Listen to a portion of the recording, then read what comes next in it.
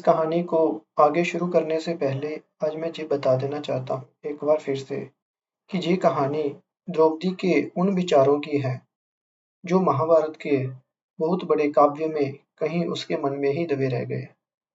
तो आगे भी हम शुरू करते हैं। मैं निश्चिंत हो गई। अब पंचपति के साथ मैं संतुलन बनाए रखूंगी। सौभाग्य का सूर्योदय होगा। मैं तो क्या पांडव तक नहीं जानते थे। महीना भर भी नहीं बीता था विवाह को। हस्तिनापुर से पितामह एवं ज्येष्ठ पिता के सादर निमंत्रण भेजा। रथ अश्व दास दासी लेकर पांडवों के दादा तथा हस्तिनापुर के महामंत्री विदुर आ पहुंचे। पांडव जीवित हैं, मुझसे विवाह हुआ है। अथ ज्येष्ठ पिता धृतराष्ट्र एवं मां गांधारी ने खूब आनंद व्यक्त किया। मां सत्यवती ने भी आशीर्वाद भेजा। हस्तिनापुर राज्य के निवासी कौरव शतभ्राता गुरुदेव द्रोण कृपाचार्य कौरव बंधु कर्ण आग्रह पूर्वक प्रतीक्षा कर रहे हैं, जिन्होंने कूट कपट कर पांडवों को मरण के द्वार पर पहुंचा दिया था। उन्होंने स्वस्थ प्रवृत्त होकर आधा राज्य लुटा देने के लिए रथ भेजा है। कम विस्मय की बात नहीं। इस घटना के पीछे जो अलौकिक शक्ति है वह मेरे सौभाग्य के अलावा और क्या हो सकती है। माया भी सबको यही कहती। पति राज्य पा रहे हैं, फिर मेरी इतनी प्रशंसा। मैं तो आत्मविस्मित हो उठी। मेरे कारण पांडवों को फिर राज्य मिल रहा है। पिता के जहां से विदा होकर ससुराल जाने के लिए उस दिन मैं भी व्यग्र हो उठी। कभी ससुराल देखने की आशा ही न थी, अतः पिता का आश्रय लेना मन को कष्ट दे रहा था। गोविंद और बलराम तो द्वारकापुरी लौटने वाले थे। विवाह में शामिल होने के बाद पिता के अनुरोध पर पांचाल्य में कुछ दिन रुक गए थे। गोविंद और बलराम के साथ अर्जुन ने भी द्वारका जाने का प्रस्ताव रखा। मैं नहीं समझ पाई कि अर्जुन के लिए द्वारका में क्या आकर्षण है जो अपनी नववधु को छोड़ अपने सखा के वहां जाएंगे। गोविंद की उपस्थिति में मैंने यही बात अर्जुन से पूछ ली। हालांकि हंसी में ही पूछी थी, पर अर्जुन मानो ऐसे किसी प्रश्न का उत्तर ढूंढ रहे हैं। मुंह फुलाकर बोले, द्वारका में सखा को छोड़कर और कोई आकर्षण नहीं। पर अब सोचता हूँ द्वारका हो या नर्क हो, कहीं तो कोई आकर्षण मिले ताकि आदमी जी सके। कम से कम 2 वर्ष तो बिना कष्ट करते। अर्जुन ने मन में भरे हुए कहा। इतनी बड़ी प्रतिज्ञा करते समय कृष्णा ने सोचा था कि इस निर्णय से हमें कैसा लगेगा। मैंने शांत स्वर से कहा, ये निर्णय मेरा नहीं, गोविंद का है। माँ कहती है गोविंद जो करते हैं मंगल ही होता है। गोविंद के निर्णय पर किसी और के मत की आवश्यकता नहीं होती। अत उनका निर्णय मान लिया। अर्जुन ने वैसे ही गंभीर होकर कहा, भूमिका किसी की हो, मेरे लिए परिस्थिति एक विषमय है। कोई कुछ सोचे, मैं हस्तिना जाकर क्या करूंगा। द्वारका ही ठीक रहेगी। मेरे ना जाने पर भी हस्तिना में कृष्णा को राजरानी का स्वागत और सत्कार मिलेगा। आज सोचता हूँ मुझे अकेले से विवाह करती तो कृष्णा को हस्तिना की भाभी राजरानी के रूप में ऐसा विपुल सम्मान और आदर नहीं मिलता। कृष्णा ने माँ की बात का सम्मान देकर बुद्धिमत्ता का परिचय दिया है, तो अर्जुन को हस्तिना के लिए राजी करना होगा, वरना वहां जाते ही चर्चा चल पड़ेगी कि कृष्णा को लेकर पांडव बिखर गए। फिर अर्जुन विहीन हस्तिना के राजप्रसाद में मुझे कौन सा सुख मिलेगा। अर्जुन के इस मान के लिए कृष्णा का ही सहारा लेना होगा। लगता है कृष्ण के बिना मेरे जीवन में कदम भी आगे रखना दूभर होगा। मैं मन ही मन माया की बुद्धि की प्रशंसा करने लगी। सोचने लगी, इस माया के बिना संसार कोई कैसे चल सकता है। गोविंद ने मेरा अनुरोध रखा, हंसकर कहने लगा, बंधु, पत्नी के अनुरोध के आगे पत्नी का मोह जुग जुग से तुच्छ माना गया है। माया ने स्पष्ट किया, कृष्ण अगर हमारे साथ जाएंगे तो अर्जुन भी द्वारका क्यों, वह जरूर कृष्ण का अनुसरण करना हस्तिना चलेंगे। सखा का संग वह कभी नहीं छोड़ना चाहेंगे। धन धान्य से परिपूर्ण इंद्र भवन जैसी ये हस्तिना लगा जैसे स्वर्ग लोक में ही प्रवेश कर रही हो। जो राज्य इतने वैभव और सौंदर्य से भरपूर है, वहां अभाव किस बात का। और यदि कोई अभाव होगा तो वह दुख दैन्य का ही अभाव होगा। मन ही मन गर्वित हो रही थी। मुझे राजवधु और भावी राजरानी का मान आदर देकर स्वागत सत्कार का इतना विराट आयोजन मुझे लगा इस राज्य के सुख की तो कोई सीमा ही ना होगी। इतने सुख और सम्मान का भार सहना कभी-कभी दुस्सह तो नहीं हो जाएगा। मुझे क्या पता था कि सुख सिर्फ प्रहेलिका की कुंजिटिका ही पैदा कर रहा है और जे कुहासे का पर्दा हटा के ही लिपटे रौद्र में पेड़-पौधे ध्वंस हो जाने की तरह मेरा दुख और लांछन मुझे जलाने की प्रतीक्षा कर रहे हैं। शुभ्र वसन पहने, शुभ्र कुसुमों का जोड़ा बांधे, अष्ट अलंकार मंडित मैं राजरानी के अहंकार और गर्वियों के लिए बैठी थी। मेरा रथ धीरे-धीरे आगे बढ़ता गया। सुसज्जित पुर नारियों के अर्घ थाली में वंदना की, फिर हम रथ से उतरे। चारों ओर से पुष्प वृष्टि ही नहीं, मानो सारा मार्ग ही पुष्प निर्मित गलीचा बन बिछाया बैठा है, ताकि हस्तिना पर मेरे प्रथम पाद रखते किसी समय का कष्ट न हो। रथ से उतरते ही अचानक सामने निगाह गई तो कौरव भाई दिख गए। कौरव छलना कर रहे थे या क्या, पर खूब प्रफुल्लित दिख रहे थे। हालांकि चेहरों पर हल्की खिन्नता झलक जाती, आंखें स्थिर थी। उनमें से एक मुझे अपलक देख रहे थे। कौन है इस अनंत मुखर अवसर पर, कौन है वह जो उदास दिख रहे हैं? माया ने कान में बताया, सखी वसुसेन है, राधे कर्ण है, सारथी अधिरथ के पुत्र, स्वयंवर में जय कर ही लेते, क्षत्रिय वंशी नहीं है और राजवंशी न थे, अतः धृष्टद्युम्न ने अपमानित किया बेचारे। अपने जन्म के लिए क्या आदमी खुद दायी होता है? और उनके जन्म से ही उनके सारे शौर्य, वीर्य, पौरुष और अभिषक्त कर डाला। कोई हंस रहा है। उसकी हंसी और आनंद का कारण जाने बिना दूसरा आदमी नहीं हंस सकता, परंतु किसी के अश्रु, शोक, दुख देखकर उसकी व्यथा का मूल कारण बिना समझे ही आदमी एक बार तो अचानक व्यथित हो जाएगा। आंखें छलछला जाती हैं, द्रवीभूत हो उठता है मन। विषाद ऐसा ही वर्षा की तरह ओरों से भिगो दिया जाता है। आकाश से आंसू झरते हैं और धरती का आंचल भी भीग उठता है। ठीक वैसे ही उनके दुख का कारण समझे बिना ही मेरा मन व्यथा में भीग गया। कृष्ण बलराम आगे आगे हैं, सबकी आंखें उन्हीं पर।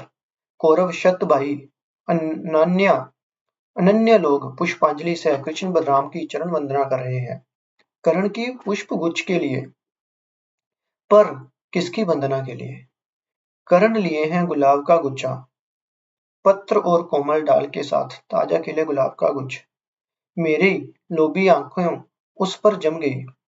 माया ने कान के पास कहा, सखी कर्ण ने कैसे जान लिया कि नील गुलाब आपको प्रिय है? देखो ना, उपहार देने के लिए कितनी सावधानी से संग्रह कर लाए हैं ये दुर्लभ गुलाब।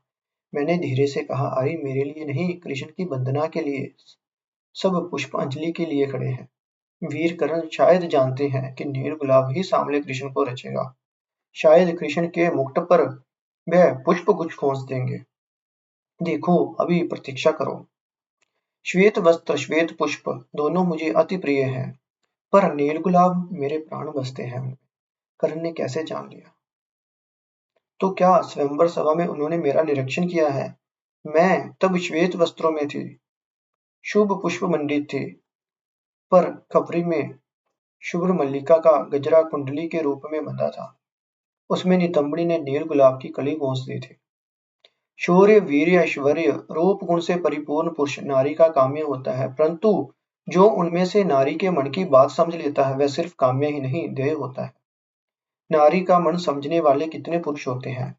पंचपतियों में कोई नहीं जानता कि नील गुलाब मुझे इतने प्रिय हैं। युधिष्ठिर के साथ पति पत्नी के रूप में इतने दिन हो गए, तो भी वह मेरे मन की कोई बातें नहीं जानता। इनमें से किसी ने भी कभी नील गुलाब लाकर नहीं दिया। कृष्ण बलराम के चरणों पर पुष्पांजलि अर्पित कर कौरव प्रणाम कर रहे हैं, पर कर्ण निश्चल किसी प्रतिमा की तरह पुष्प गुच्छ लिए खड़े हैं। अपलक मेरी गति की ओर देख रहे हैं। कुंठा और लज्जा से मेरे पद धीमे हो रहे हैं। तो क्या ये नील गुलाब मेरे लिए है? चारों ओर से पुष्प वृष्टि हो रही है। आगे चलने की चेष्टा करती हूँ, तभी नील गुलाब का तब आके मेरे पैरों के पास गिरा। एक क्षण में इस्तत हो गई। सोच रही थी, सहज कर उठा, गुलाब का कांटा चुभने से, दर्द से नहीं। नील गुलाब की सारी कोमल पंखुड़ियां चिंत गई। उसकी हथेली पर था मेरा पाँव। भीड़ और आनंद के कोलाहल में ये सब कब हो गया कोई न जाने। सिर्फ एक साक्षी थी माया, दूसरा कोई ना जान सका। करण ने भी इंगित से ही बता दिया कि स्वयंवर सभा में जिस तरह अपमानित किया वह मेरी इच्छा से ही हुआ। मैं चाहती तो वैसी अपमानजनक स्थिति से बचा जा सकता था। वास्तव में बात भी कुछ सीमा तक ठीक नहीं है क्या? स्वयंवर सभा में वीरता और शौर्य की परीक्षा हो रही थी। वहां मैंने पिता की उस संकीर्ण शर्त पर मौन स्वीकृति क्यों दे दी? माया कह रही थी, करण सुपुरुष है, पर बहुत अहंकारी है। इतने बड़े अपमान की ज्वाला वह भूल नहीं पाए। प्रतिशोध के प्रथम पर्याय में तुम्हारे पाद रक्ताकत हो गए। कौन जाने शेष पर्याय में तुम्हारे हृदय की क्या स्थिति होगी।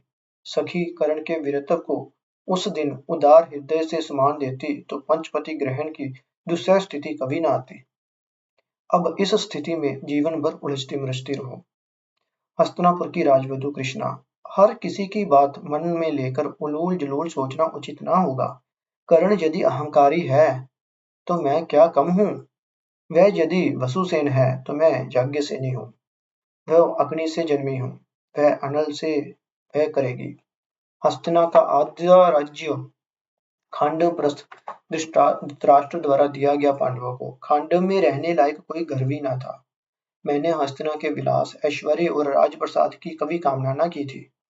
मैंने कामना की थी हस्तिना के राजवधु के अधिकार की, स्वीकृति की। वह मुझे मिला है। खांडवप्रस्थ की झोपड़ी में भी चैन मिल जाएगा, परिपूर्णता पा सकूंगी।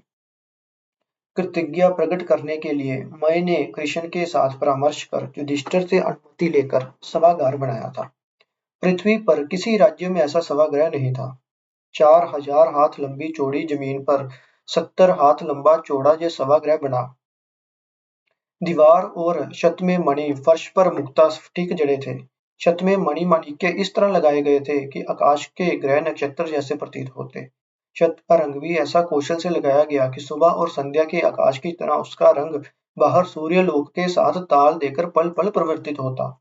छत के ग्रह नक्षत्र उस पर प्रफुल्लित होकर हर मन में जल का भ्रम पैदा करते। दीवारों पर दर्पण ऐसे सजे थे कि सभा कार्य चलते समय महाराज युधिष्ठिर का प्रतिबिंब दर्शक अपनी दोनों ओर देख पाते। सामने स्वयं महाराज, पश्चात भाग में भी दर्शक को दर्पण में युधिष्ठिर का ही प्रतिबिंब दिखता। सभागृह में बैठा आदमी युधिष्ठिर की व्यक्ति सत्ता में कोई बिना नहीं रहता। सभागृह के बीच युधिष्ठिर के बैठने के लिए जो सिंहासन बनाया गया, उसका निर्माण कौशल और सौंदर्यवर्त नीति से किया गया। स्वर्ग में इंद्र भी सिंहासन से लुभाकर नीचे उतर आए। इंद्रप्रस्थ के निर्माण कार्य में मन उड़ेल दिया था पांचों भाइयों ने। कुछ ही दिन में पूरा बन जाने के बाद पांडव प्रसन्नता से उत्फुल्ल हो उठे। उधर कौरव ईर्ष्या में जलने लगे। प्रतिष्ठा का लंबा चौड़ा आयोजन चला। इंद्रप्रस्थ में सुख सुविचार आनंद उत्सव में हसन के विमुख करने लगा। कौरव ईर्ष्या द्वेष में जलने लगे। नूतन सभागृह की प्रतिष्ठा का दिन घोषित हो गया। पर उसी बहाने कौरवों और उनके बंधु कर्ण, जमाता, जयद्रथ आदि कुटुंबियों को निमंत्रण करने के पक्ष में मैं न थी। दुष्ट एवं ईर्ष्यापरायण लोगों को अपना ऐश्वर्य दिखाना विज्ञ लोगों का काम नहीं। इससे शत्रुता ही बढ़ती है। आनंद के लिए उत्सव किए जाते हैं, ईर्ष्या या दुख जताने के लिए नहीं। इंद्रप्रस्थ का सभागृह प्रतिष्ठा का उत्सव कौरवों को घोर दुख देगा, इसमें संदेह नहीं। इंद्रप्रस्थ का फायदा इस आडंबर भरे उत्सव से मैंने युधिष्ठिर को बता दिया। इस पर उनका उत्तर था, गृह प्रतिष्ठा उत्सव में आत्मीय जनों को बात देकर अतिथियों की आवभगत संभव नहीं। इसके अलावा कौरवों को निमंत्रण न करने पर लोग क्या कहेंगे? जो अपने बंधु कुटुंबीजनों के साथ संपर्क नहीं रखता, वह प्रजा से क्या संपर्क रखेगा? कोई ईर्ष्यातुर होगा तो क्या दुनिया से आनंद महोत्सव लोभ ही हो जाते हैं? जो ईर्ष्यातुर हैं वह सदा ही दुखी रहते हैं। वैसे कौरव सारे देवर हैं। मेरे पति के साथ उनका रक्त संपर्क है। वह अपने घर के आदमी है। उसी हिसाब से हवा वक्त करूंगी, पर करण तो बाहरी आदमी है। आ ही गए अतिथिशाला में ठहरे। परिचारिका उनकी देखभाल करने को तो है, पता नहीं क्यों बस उस आदमी का सामना करने का मन कतराता था। कर्ण के प्रति युधिष्ठिर के आतिथ्य में अति रंजन मुझे अच्छा नहीं लगा। माया को मैंने बता भी दिया था, लेकिन माया ने याद दिला दिया कि कर्ण कोई बाहरी आदमी नहीं है, वह भी पांडव परिवार में से ही एक है। माँ कुंती की खुशी के लिए युधिष्ठिर ने ये व्यवस्था की है। माया की बात सुन, कुछ दिन पहले वाली बात स्मरण हुआ। खांडव प्रस्थ में निर्माण कार्य चल रहा था। उस दिन माता कुंती ने अपनी बाल सखी राधा मौसी के घर घूम आने के लिए प्रस्तुत होने का आदेश दिया। मैं तुरंत तैयार हो गई, मगर अधिरथ सारथी की पत्नी राधा के घर हस्तना की राजमाता कुंती का जाना मुझे कुछ सहज नहीं लगा। कुंती चाहती तो अधिरथ की स्त्री को महल में बुला सकती थी, लेकिन माता कुंती ने स्वयं राज्य की अहंकार बोलकर सखी राधा के साथ मिष्ठान अनेक उपहार लेकर जाना, फिर साथ में मुझे भी ले जाना। ये सिर्फ कुंती की महानुभावता ही नहीं, कुछ और भी बात थी इसमें। राधा मौसी खूब आनंद में भर गई, मुझे आशीर्वाद दिया, बहुत चर्चा की, हमारी कुंती को प्रणाम करने करण को खबर दी। राधा जब हमारी चर्चा करने दूसरे कक्ष में गई तो कुंती ने दबे स्वर में मुझे कहा, जानती हो, मेरा एक और पुत्र है, युधिष्ठिर से उम्र में बड़ा है, जैसा रूपवान वैसा ही वीर सुपुरुष है, पर दुख तो ये है कि राधा द्वारा पालित पुत्र होने के कारण वह अपने अनेक न्याय अधिकारों से वंचित है। तभी वह तुम्हें भी नहीं पा सका, वरना सहज ही वह ही लक्ष्य भेद कर सकता। मेरा मन तो इस बारे में निसंदेह है। मैं अवाक देखती रही, कौन है माँ कुंती का ये वीर पुत्र? क्या वह कर्ण ही तो नहीं? पर कर्ण कैसे होगा कुंती पुत्र? मेरा संशय दूर करने को माँ ने कहा, हाँ, कर्ण मेरा पुत्र है, मेरा धर्म पुत्र। 5 पांडव भाइयों की जिस दृष्टि से देखती हूँ, कर्ण को भी धर्मत उसी दृष्टि से देखना चाहिए। पर उसका दुर्भाग्य है कि वह सारथी के घर पर पलित पुत्र है। माँ कुंती के कंठार विरोध हो गया था। मैं विषम विमोड़ बैठी रही। माँ कुंती ने फिर कहा, तुम सोचती होगी कि कर्ण मेरा पुत्र कैसे? वह मेरा धर्म पुत्र है, जाने मैंने उसे धर्म पुत्र के रूप में स्वीकार किया है। जन्मे हुए पुत्र से धर्म के पुत्र का आसन अधिक ऊंचा होता है, अतः उसके प्रति मेरे मन में ममता या वात्सल्य या शुभकामनाएं पांडवों से कम नहीं। फिर भी मैं अवाक बैठी रही, जीभ पर कोई भाषा ही नहीं उतरती। माँ ने 5 पुत्र रहते छठा धर्म पुत्र क्यों ग्रहण किया? फिर कर्ण है कौरवों का घनिष्ठ मित्र। माता कुंती मेरे आश्चर्य को तोड़ गई, सहानुभूति से स्वर में कहा, बेचारा कर्ण शायद किसी कुमारी की संतान है। समाज की घृणा, लोक निंदा के डर से अवाग्नी ने पालन करने के बजाय जल में प्रवाहित कर दिया। उस शिशु को राधा के प्रति अधिरथ ने संभाला, नाम रखा वसुसेन। राधा की निसंतान थी। कर्ण को माँ का वात्सल्य देकर पाला। विडंबित अशम्य जन्म रहस्य के कारण पग पग पर कर्ण लांछित और अपमानित होते रहे। माँ कुंती जब वर्णन कर रही थी, क्रमश भावुक होती जा रही थी। उनके प्रशांत नेत्र द्रव्याद्र हो उठे। उनके हृदय की विशालता उन नेत्रों में झलक रही थी। सच, नारी जब जननी बन जाती है, कितनी उदार और कोमल हो जाती है। मैं भी नारी हूँ। कर्ण के विडंबित जीवन की कहानी ने मेरे हृदय को स्पर्श किया, पर मेरे हृदय के संपदन में माँ कुंती की तरह मिलकर एकाकार नहीं हो सका। मैं जननी नहीं बनी, अत किसी और की संतान के लिए माँ कुंती जैसी ममता मंदाकिनी मेरे अंतःकरण में नहीं बह पाती। तभी कर्ण के प्रति माँ कुंती का वात्सल्य और करुणा मुझे अस्वाभाविक ही लगा था। राजपुत्रों की शिक्षा समाप्त हुई। राज्य भर में ज्ञानी मानी विद्वान उपस्थित थे। विद्या की परीक्षा का आयोजन हुआ। अनेक राजा महाराजा भी राजकुमारों के कला कौशल देखने निमंत्रित होने के लिए पधारे थे। अचानक याद आ गया कि माया से सुनी कर्ण के जीवन की कथा। उस घटना के बाद माँ कुंती ने कर्ण को धर्मपुत्र के रूप में स्वीकार कर लिया। माया कितनी बातें जानती है, कितनी वह कल्पना भी कर लेती है। सिर्फ राजपुत्र ही नहीं, उनके विशिष्ट शिष्यगण भी भाग लेने आए थे। उनमें कर्ण और द्रोण के एकमात्र पुत्र अश्वत्थामा भी थे। द्रोण जहां आए थे प्रोदा, शिष्यों का कर्तृत्व ही उनका कर्तव्य था। विद्या परीक्षा में कोई भी जीते, नाम उनका ही होना था। तो गुरु द्रोण का यश ही विश्व में फैलेगा। तलवार गदा आदि का युद्ध, मल्ल युद्ध, घोड़दौड़, शर साधन, आंखों पर पट्टी बांधकर लक्ष्य भेद, अनेक प्रकार के कौशल दिखाने लगे। अर्जुन का अस्त्र शस्त्र इतना अलौकिक, इतना विस्मयकारी था कि दर्शकों को विश्वास ही नहीं हो पाया। कोई सोच रहा था कि मति भ्रम में तो ना पड़ गया, ये असंभव जैसा कोई हो रहा है। अर्जुन के कौशल को समझना कितना दुरूह था। जब अर्जुन ने अग्न्यास्त्र चलाया, हस्तिनापुर के चारों ओर आग की लपटें उठने लगी। अचानक अग्नि उत्पात से दर्शकों के मन में भय की लहर फैल गई। कहीं स्वयं को निष्कंटक करने के लिए हस्तिनापुर के राजकुमार का षड्यंत्र तो नहीं। अनेक योद्धा बालकों की तरह घबराकर चीखने पुकारने लगे, मृत्यु के भय से चेतना शून्य होकर गिर पड़े। तभी अर्जुन ने लपलपाती बाढ़ आई। भय के मारे सब इष्ट नाम स्मरण करने लगे। दर्शक चमत्कृत ही नहीं कृतज्ञ भी थे। और तभी अर्जुन ने प्रबल बाजुवेग में उस अग्नि को शांत कर दिया। भय कट वह कट गया। सब अर्जुन के कौशल से परिचित होते जा रहे थे। ये सारा कृतित्व मां कुंती को आनंद अश्रु से भर रहा था। पर अगले क्षण सामने कर्ण का क्रोध जर्जर चेहरा देख स्तब्ध रह गई। जानती है कि कर्ण महावीर है। जन्म से ही अमृत कुंडल और कवच लेकर दारुण किसी देवता का आशीर पाकर आया है। हुंकार कर रहा है अर्जुन से प्रतियोगिता करने की।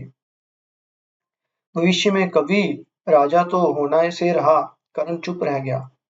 पर अर्जुन के प्रति दिनों दिन असहिष्णु होता गया। भविष्य में स्वयं को अर्जुन से भी बड़ा वीर सिद्ध करने के लिए मन ही मन प्रण करने लगा। एकाग्र साधना में व्रती हुआ कर्ण। और आज स्वयं को प्रतिष्ठित करने के दिन आया था। वह दिखा देगा कि जन्म से कर्म बलवान है।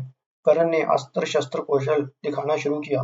अर्जुन से किसी गुण में कम नहीं था। पर अर्जुन की अलौकिकता अभी भी दर्शकों को मोहशन किए हुई थी। अत कर्ण के कौशल से वह विस्मय भूत नहीं हो रहे थे। इसके बाद कर्ण ने सीधे द्वंद्व युद्ध के लिए ललकारा अर्जुन को। सबके समक्ष हो जाए दो दो हाथ। अर्जुन के सामने जो स्थिति साफ हो जाए। अर्जुन भी प्रस्तुत हो गए। जहां भी कर्ण ने कर्ण का सम्मान और पौरुष आहत हुआ। गुरु द्रोणाचार्य जानते थे कि कर्ण और अर्जुन के बीच युद्ध की परिणति भयावह हो सकती है। अत कर्ण की कमजोर अंग पर चोट कर डाली। द्वंद्व युद्ध जेतु राजकुमार और राजकुमार के बीच भी शोभा पाता है। अर्जुन तो हस्तिनापुर के राजकुमार हैं। तुम कौन हो? कौन है तुम्हारे पिता? कौन है तुम्हारी माता? तुम वीर हो सकते हो, पर अर्जुन के समकक्ष होने की योग्यता कहाँ? कर्ण निर्व अपमान और दुख से माटी में मिल जाने का मन कर रहा था उनका।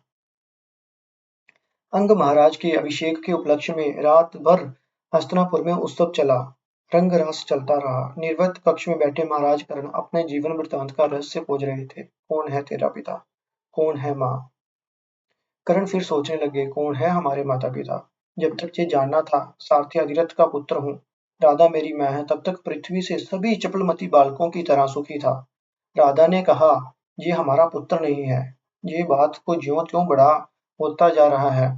त्यों त्यों लोग इसको रूप गुण देकर कहने लगे कि तुमसे सत्य छिपाकर क्या होगा। तब कुंती ने कहा, हाय, उस निष्ठुर जननी पर वज्र क्यों नहीं गिर पड़ा। कोमल हृदय सोमवंश की वधु कुंती उस दिन उस पाषाणी जननी का अभिसंपात देकर रोने लगी। बाहर राधा ने पुकारा, बेटे कर्ण, तेरा अभिनंदन करने स्वयं मां कुंती पधारी है। चकित हो गए कर्ण। सभा मंच पर कुंती की चेतना खो गई। अपने पुत्र की अशुभ चिंता से संध्या तक चेतना लौटी न थी। और चेतना लौटते ही जब सुना कि कर्ण राजा बन गए, वह अस्वस्थ होते हुए भी आई और अभिनंदन करने। उनके प्रिय पुत्र अर्जुन का जो चिर शत्रु है, उस समय मिलने पर कुंती आनंद मग्न है। ये कुंती का हृदय की उदारता है या उनकी कोई अभिसंधि? कर्ण ने विचलित स्वर में कहा, माँ, आपकी देह में उताप है। आपकी देह दुर्बलता में कांप रही है। इतनी सी बात के लिए आप इतनी दूर चलकर आई हैं। भीम का कटाक्ष कोई नया तो नहीं। भीम साथ में विद्या व्यास के समय से ही मुझे स्मरण कराता आ रहा है कि मैं राजपुत्र नहीं। कुंती अधिक समय खड़ी न हो सकी। सहारा देकर कर्ण ने उसे अंदर लिवा लिया। आसन पर बिठाया। व्याकुल स्वर में कह उठी, भीम जन्म से मुझे जलाता रहा है। बार बार उसे समझाया है कि तुम पर चोट ना करे, मगर कुंती पुत्र होने के उसके अहंकार की कोई सीमा ही नहीं। कर्ण फिर भी संतुष्ट नहीं दिखे। मन को लगा कि जैसे ये उसके प्रति कुंती की अपार दया और करुणा का भार है। संसार में आज तक तो दया से घृणा करता आया था। सब उसे अनुग्रहित करेंगे, पर उसके पौरुष को आविष्कार कर देंगे तो क्या माता कुंती की ये करुणा भी उसकी उपेक्षा कर दो? कर्ण ने सबगत की तरह मां कुंती पुत्र बनने के गौरव के पास अपने पौरुष को बलि देने में जरा भी कुंठित नहीं, मगर प्राकश्य में कहा, मां, आपका पुत्र होता तो धन्य हो जाता।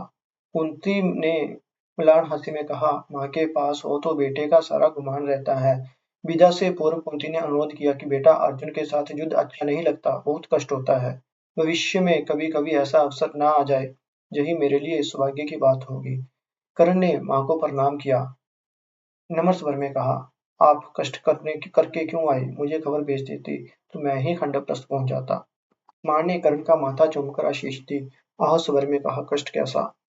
बेटे को देखने में माँ को कष्ट होता है क्या? पता चला तू माता पिता से मिलने अंगराज्य आया है। मुझसे ना रहा गया तो मैं चली आई। अगले क्षण कर्ण की मधुर आवाज सुनाई दी, हस्तिनापुर की रानी कृष्णा, अधिरथ पुत्र कर्ण के पाद स्पर्श कर प्रणाम करोगी? यह हस्तिनापुर का अपमान है। पंच स्वामी की क्षुब्ध हो सकते हो, प्रणाम ना करने पर भी मेरा आशीर्वाद उन पर है। मैं लज्जा से ठिठक गई। माँ के भ्रम में मैं कर्ण के पास स्पर्श करने बढ़ गई थी। माँ और कर्ण के पास में इतना साम्य रखते हैं कि अब देखा चारों पांव सचमुच एकदम समान है। कृष्ण और अर्जुन में वैसा ही साम्य उस दिन देखकर धोखा खा गई थी। जहाँ अंतर यही कि माँ के पांव कुछ छोटे आकार के, मगर ये हुआ कैसे?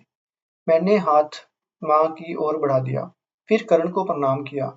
शीह, कर्ण ने सोचा होगा प्रणाम के बहाने जानबूझकर पाद स्पर्श करने के लिए बढ़ी थी। इतनी लज्जा की बात हुई जे। सभागृह की प्रतीक्षा खूब समारोहपूर्वक की गई। सभागृह के सिंहासन पर बैठकर युधिष्ठिर ने अतिथियों का उद्बोधन किया। वहां का सौंदर्य और निर्माण कौशल तो सबको चमत्कृत कर दे रहा था। ऐसे में उनका ईर्ष्यातुर होना तो स्वाभाविक ही था। पांचों पांडवों को चतुरता के उन्नत खांडवप्रस्थ भेजकर कौरव अपने आप खुश हो रहे थे। पर जहां नवनिर्मित इंद्रप्रस्थ और विशेषित सभागृह देख मन ही मन जल भुन गए। किस तरह पांडवों को देशांतर हो जाए तो इंद्रप्रस्थ को भोग किया जा सके। हाँ, मैंने स्वयं उन 100 भाइयों को रसोई बनाकर परोसी थी। माँ का निर्देश जो ठहरा। कौरव मेरे देवर थे, अत घर के आदमी की तरह सम्मान देना मेरा कर्तव्य था। इसमें आपत्ति क्या होगी? बोझ आदि बनाने तो प्रिय कार्य है। मुझे इसमें आनंद ही था। 100 कौरव एवं 5 पांडव सब एक साथ बैठे। बलराम कृष्ण भी साथ थे। माँ का मन था कि कर्ण भी उनके साथ भोजन करे, मगर कर्ण तो अंग देश के राजा के रूप में अतिथि भवन में ठहरे थे। वह राजप्रसाद के संलग्न अतिथि भवन में ठहरे हुए थे। माँ ने रात्रि भोजन कर हस्तक्षेप नहीं करना चाहेंगे। कौरव पांडव एकत्र रहेंगे, खान पान कर रहे हैं। अच्छा है, उनके बीच आपसी सद्भाव बढ़ेगा। इसमें व्याघात पैदा ना करने पर ही सही रहेगा। कर्ण को कौन सा भोजन प्रिय लगता है, ये बात राधा मौसी से पता करवा लिया था माँ ने। मुझसे बनवाया भी था। मैंने भी कर्ण के प्रति उसकी श्रद्धा के कारण खूब मन देकर खाना बनाया था। 105 भाई और मेरी इकलौती ननंद दुशीला के पति जयद्रथ साथ भोजन कर रहे थे। माया नितंबनी और मैं परोस रहे थे। सब मेरी पाक कला की प्रशंसा कर रहे थे, बार बार मांग रहे थे। परोसते परोसते मैं थक गई थी। भोजन चलता रहा। दुशासन ने मेरे हाथ को 1-2 बार अपने जूठे हाथों से पकड़ा भी। छोटा देवर समझकर मैंने उधर ध्यान नहीं दिया। जयद्रथ को खीर परोसने गई तो हल्के से मुस्कुराकर कहने लगी, भाभी, आपके हाथ का बना भोजन यदि इतना स्वादिष्ट हो तो आप समय कैसी होंगी? दुशासन ने तुरंत साथ दिया। जहां से लौटने के बाद सिर्फ जलन ही मिलेगी। स्वयंवर सभा में जो रूप देखा, आज तक सब जल रहे हैं। आज गुणग्राम और गृहिणी का दर्शन कर लिया, उस जलन में घी पड़ा ही समझो। मेरे शरीर में तो बस आग लग गई, रूप और दृष्टि ही बदल गई। मगर अतिथियों को भोजन परोसते परोसते गुस्से में तमतमाना ठीक नहीं होगा। गुस्सा और घृणा दोनों को दबाए रखा। चेहरा फिर से लाल पड़ गया। जयद्रथ समझ गया, कहने लगा, भाभी, देवर और नंद की ऐसी हास परिहास होती ही रहती है। आपको पीहर से सीख कर आना चाहिए था। आप जैसी रूपसी बोजी के साथ देवर हंसी ना करेंगे तो जिएंगे कैसे? मैं सोच रही थी, पराजित शत्रु को अभिनंदित कर उसके गले में फूल माला डालना और स्वयंवर सभा में असफल होकर लौटे कौरवों को बुलाकर मेरे रूप गुण आदि का दिखावा करना एक तरह से अपमानजनक लगा ही होगा उन्हें। एक तो वैसे ही कौरव सदा के असहिष्णु और ईर्ष्यालु हैं, फिर इन्हें जलाना ठीक नहीं हुआ। पता नहीं क्यों मेरा सुख और सौभाग्य मुझसे डर रहा था। मेरे मन में आशंका गिर रही थी, शरीर क्लांत और मन शंकाकुल। मुझे विश्राम चाहिए। शयन कक्ष की ओर जा रही थी। देखा माँ खड़ी है रसोई घर के द्वार पर। मैं उधर ही बढ़ गई। मैंने स्वयं उन्हें भोजन परोसा था। माँ ने कहा, अब और कुछ नहीं चाहिए। मुझे विश्राम के लिए भेज दिया था जबरन, मगर वह इतनी जल्दी भोजन समाप्त कर आई। देखा उनका भोजन वैसे का वैसा ही रखा है। खिन्न मन अनमनी खड़ी है। पूछा, माँ क्या बात है, भोजन नहीं किया? म्लान स्वर में कहा, तुमने भी तो नहीं खाया, मैं क्यों खाऊं? मैं घबरा गई। मैं कुछ समय विश्राम लेकर खा लेती। घर के रसोइये, अन्य सेवक, जहां तक कि पाले पोसे जीव जंतु भी खा चुके, तो मैं उनके बाद भोजन करती। आप तो जानती हैं। पर आज इतना परिश्रम किया है, कुछ अस्वस्थ दिख रही हो, अतः पहले भोजन कर लेती। शरीर की रक्षा प्रत्येक का धर्म है। मैं विस्मय से देखती रही कि कौन अतिथि भूखे हैं। सबकी सेवा चर्चा की जा चुकी है। माँ ने कहा, अंग देश के राजा कर्ण अतिथि भवन में बिना भोजन किए हैं। आज जहाँ निमंत्रित थे, रात्रि भोजन के अतिथि भवन में कोई व्यवस्था नहीं हुई है। वह आए नहीं, तो क्या हम खा पी कर सो जाएं? माँ की बात से मन ही मन क्षुब्ध हो गई। करण के लिए उपवास कर बैठेंगी? मैंने पूछा, तो फिर? माँ ने स्थिर स्वर में कहा, करण के लिए भोजन लेकर अतिथिशाला जाना होगा। आप जाएंगी? मैंने सरल हृदय से पूछा। माँ ने कहा, युधिष्ठिर के इंद्रप्रस्थ के राजा बनने के बाद तुम घर की करता हो। करण तुम्हारे अतिथि हैं, मेरे नहीं। अतिथि सेवा तुम्हारा धर्म है। मैं अतिथि भवन जाऊं? विस्मय से पूछा। माँ ने गंभीर स्वर में कहा, इसमें आश्चर्य की क्या बात है? करण केवल अतिथि ही नहीं, तुम्हारी जेठ भी है, बड़ा है। माया और नितंबनी को भी साथ लेती जाओ। अपनी अनिच्छा और खिज छुपाकर कहा, आप जैसी चाहेंगी मैं वैसे ही करूंगी। मैंने सोचा, करण खुश हो या ना हो, माँ जरूर खुश होगी। वही मुझे करना चाहिए। हम तीनों अतिथि भवन की द्वार पर जा पहुंचे। माया के हाथ में भोजन की थाल, नितंबनी के हाथ में जल पात्र था। कुंती से संदेश आया है। कर्ण शैया पर जाने को प्रस्तुत हो रहे हैं। बैठक में चले आए। पूछा, इतनी रात में कैसा संदेश? आपके लिए रात्रि का भोजन भेजा है, माया ने कहा। कर्ण हड़बड़ा गया। कहा, मध्य आवाहन का भोजन इतना भारी था कि रात्रि भोजन की आवश्यकता ही नहीं थी। खैर, माँ ने जब भेजा है तो थोड़ा खाना ही पड़ेगा। नहीं नहीं, थोड़ा नहीं, पेट भर खाना होगा। कर्ण गंभीर हो गए, कुछ उदास हो उठे। कुंठित भंगिमा में कहा, महारानी का इतनी रात में अतिथि भवन में आना उचित नहीं। राजमाता कुंती पुत्र स्नेह में अंधी होकर हिताहित की बात भूल गई है। कर्ण ने चिंता में कहा, राजरानी स्वयं जब थाली लाई है, लौटा देना अपराध होगा। पर सिर्फ फलाहार करूंगा। फल रख दे, बाकी भोजन पदार्थ लौटा ले।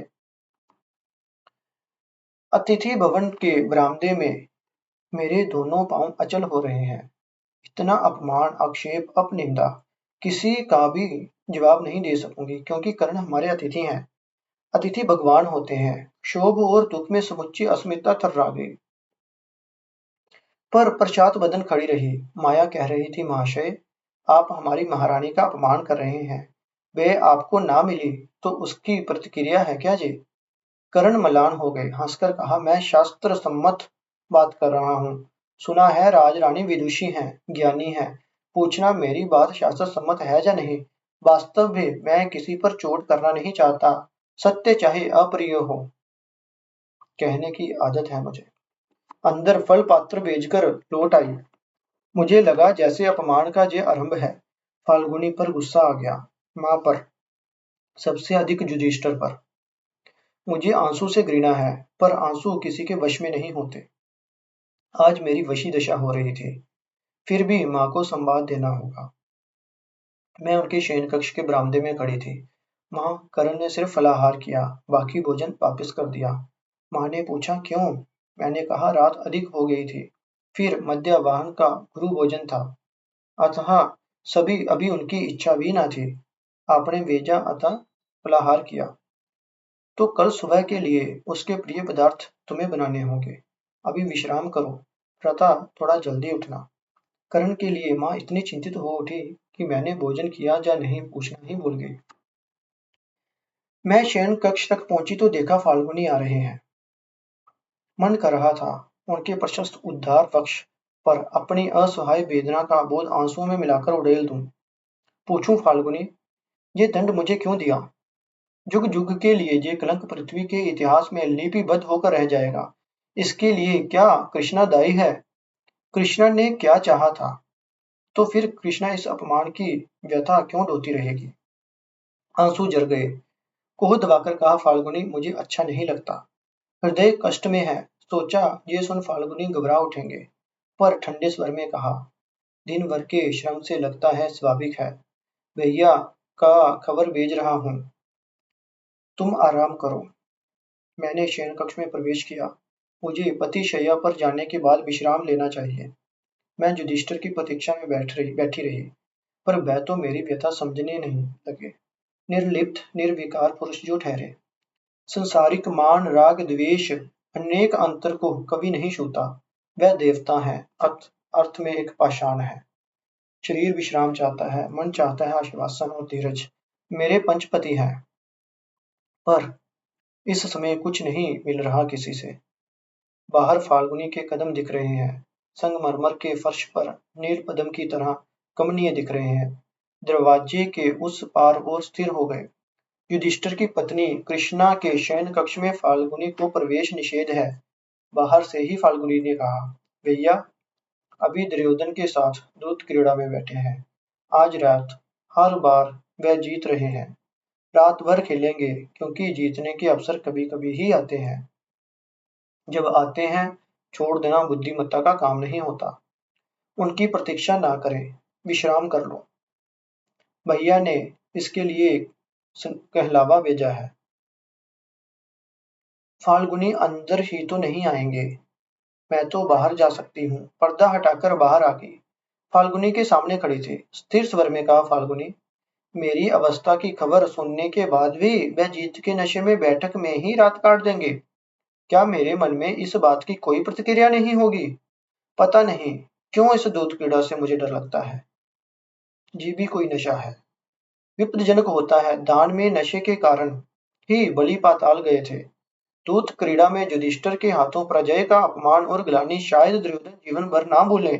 पता नहीं कैसी प्रतिहिंसा का मौका ढूंढे और वह मन ही मन। फाल्गुनी ने लापरवाही से कहा, दूत क्रीड़ा आनंद मनोरंजन शौक के लिए होती है। खेल में हार जीत के साथ जीवन का संपर्क क्या है? स्त्रियां वैसे ही संदेहशील होती हैं। हर बात का तिर्यक दृष्टि से देखने की आदत होती है उनकी। तभी वह अधिक दुख भोगती हैं। मैं पांडवों को जानती हूँ। चाहे किसी बात पर भाई का दोषारोपण करें, पर स्त्री के मुंह पे भाई के प्रति कभी अभियोग कभी भाई नहीं सह सकता। शांत स्वर में कहा, फाल्गुनी, भाई के ना जाने तक मैं शैया ग्रहण नहीं करूंगी। चलो कुछ समय बातें करें। तुम्हारे सखा के दर्शन पर ही चर्चा करें। तुम्हारे सखा दूसरों की बातों में क्यों इतना दिमाग लगाते हैं? कृष्णा, 2 वर्ष तक व्रत पालन करना है मुझे। तुम्ही ने निश्चित किया है। फिर व्रत भंग की चेष्टा क्यों? तुम क्या चाहती हो कि मैं 12 वर्ष वनवास जाऊं? फाल्गुनी ने गहरी दृष्टि से मेरी ओर देखा। रক্তিम दिख रही थी। उसकी नील सरोवर सी आंखें शायद रात अधिक हो गई इस कारण, या फिर सुरापान की मात्रा कुछ ज्यादा ही बढ़ गई। गंभीर स्वर में कहने लगे, मैं अवाक थी। मैं क्या चाहती थी फाल्गुनी कैसे जानते? वह तो नारी नहीं। वह कैसे समझेंगे कि मैं हर पल उनका साथ खोजती हूँ? मेरे गुमान की मौन भाषा शायद फाल्गुनी समझ रहे थे। नर्म होकर बोले, नियम पालन की दृष्टि से 2 वर्ष तक तुम्हारी कामना न करने का अर्थ नहीं है कि मैं निर्विकार कोई सन्यासी हूँ या कालीव हूँ। ऐसे निर्जन रात में तुम्हारे साथ एकांत आलाप की अंतिम बात मेरे व्रत भंग है। ये मुझसे बढ़कर कौन जानेगा? अतः कृष्णा, मुझे क्षमा करना। यह चर्चा कल करेंगे। मध्याह्न में समय मिलेगा, तब सखा की ही उपस्थिति में करेंगे। सखा पास रहेंगे, तब व्रत भंग की आशंका भी नहीं होगी। निर्विकार पुरुष की तरह वह मेरे आवेदन की उपेक्षा कर चले। एक भी बार मेरी प्रतिक्रिया जानने के लिए अर्जुन ने मुड़कर नहीं देखा। एक बार तो सोचा माया के हाथ खबर भेजूं कि मैं बहुत अस्वस्थ हूँ, मगर क्या ये उचित होगा?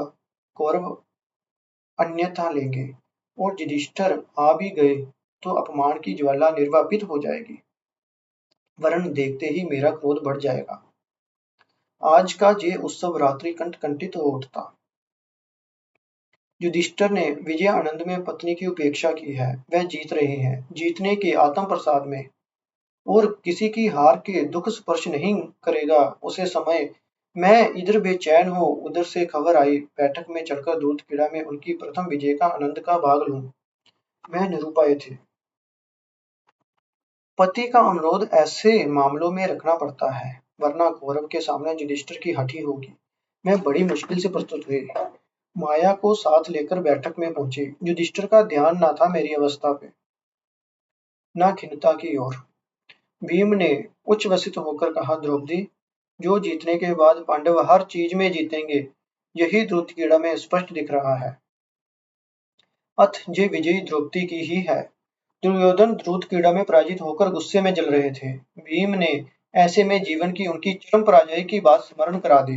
दुर्योधन ने जलती हुई दृष्टि में मेरी ओर देखा, मानो उस दृष्टि में कामना की लपट थी, प्रतिशोध के अंगारे, नृशंस लालसा की आग जल रही थे।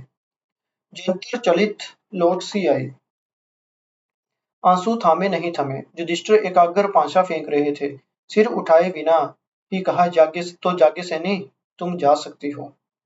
ये आंसू वेदना के पिघले रूप न थे, अपमान की ग्लानि से भी नहीं फूटे, न शारीरिक वेदना से छिटके थे, असहायता निसंगता में पैदा हुए थे। पंचपति की प्रेम भाजन होने के कारण जो नारी आज पग पग पर उपाहिस्ता, जिसका उपहास हो रहा हो, वह कितनी ही एकाकी है, कितनी ही निसंग, ये कौन समझेगा। सोना संभव नहीं। कक्ष में दम घुट रहा था। मैं माया को लेकर छत पर चली गई। मुक्त हवा, रात को चंद्रलोक, तारों भरा आकाश, शायद मेरे कष्ट में भागीदार हों। एक किनारे खड़ी होकर उधर आकाश को आश्वासन मांग रही थी। देखा, अतिथि भवन की छत पर दीर्घ बलिष्ठ सुगठित छाया मूर्ति अस्थिर विचलित दिख रही थी। कभी कभी आकाश को देखकर थम जाती, मानो प्रश्न कर रही है, कौन है। अतिथि कर्ण, वह विचलित अस्थिर क्यों है? क्या उन्हें भी कोई कष्ट है? उन्हें कौन सी वेदना? पंचपति की बात सदा कोंचती रहती। अब समझ रही हूँ कि कोई सबको संतुष्ट नहीं कर सकता। युगम जीवन में व्यवस्था बनाए रखने के लिए मैंने जो नियम बनाए, उनसे शायद मुझे कुछ सुविधा मिली, पर औरों को कष्ट हुआ।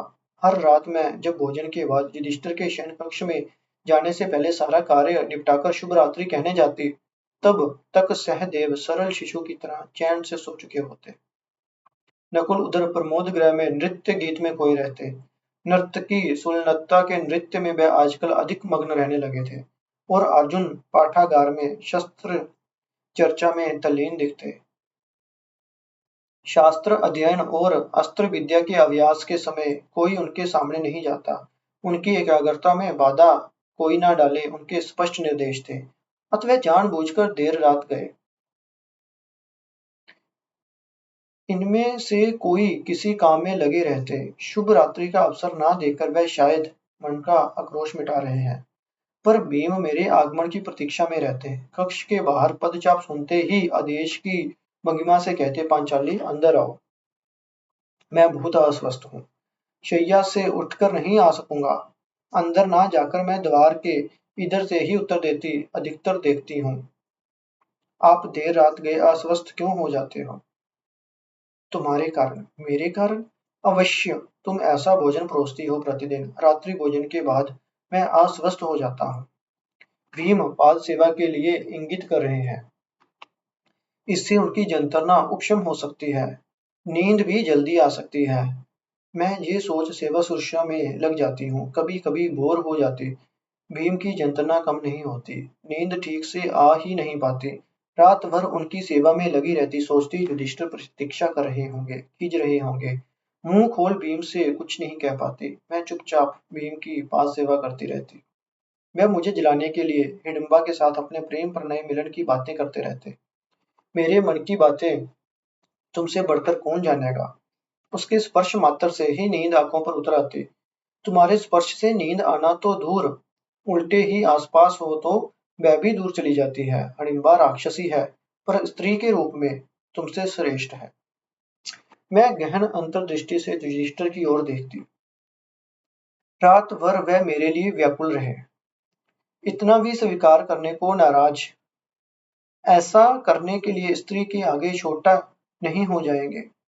अतः परोक्ष रूप में जता देना चाहते हैं कि भीम की अस्वस्थता से वह खुश नहीं, उल्टे बेचैन, विपन्न और असंतुष्ट हैं।